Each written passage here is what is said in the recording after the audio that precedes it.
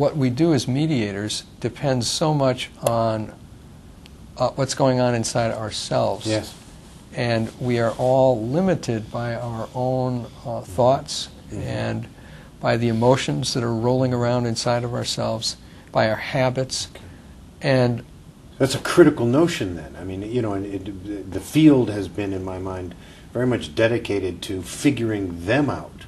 Right. And acting on them. And what you're saying at core is, hey, wait a minute, before you start doing anything with them, you better be aware of yourself. Exactly. And that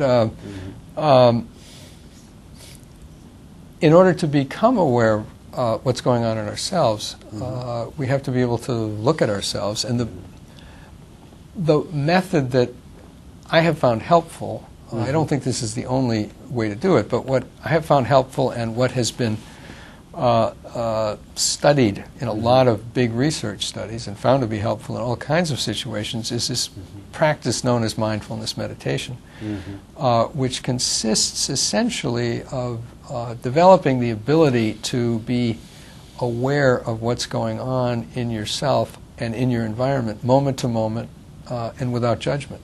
So it's being deliberately aware of what's going on in the mind and body without judging what's going on.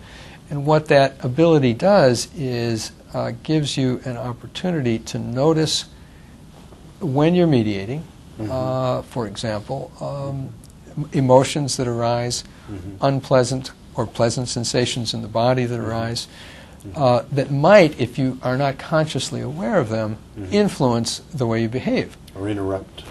Or interrupt, exactly. Because we're all, it's a terrific example because we are all often interrupting ourselves we'll have thoughts come up or emotions come up that distract us from paying attention to whatever it is we should be paying attention to in the mediation. So how do we room. use that psychic energy, ours and theirs, in some ways? Emotional, psychic, visceral energy. Well, what I'm suggesting is that we should first become aware of these energies and then make a decision about whether we want to go with them or let them go. So if you, for example, feel a certain anger or irritation or even attraction to a party in a mediation, if you're keenly aware of that and don't judge it, don't say, oh, this is good or this is bad to yourself, just be aware that it's there and then make a discerning choice about what's good for the client, not what's good for the yourself.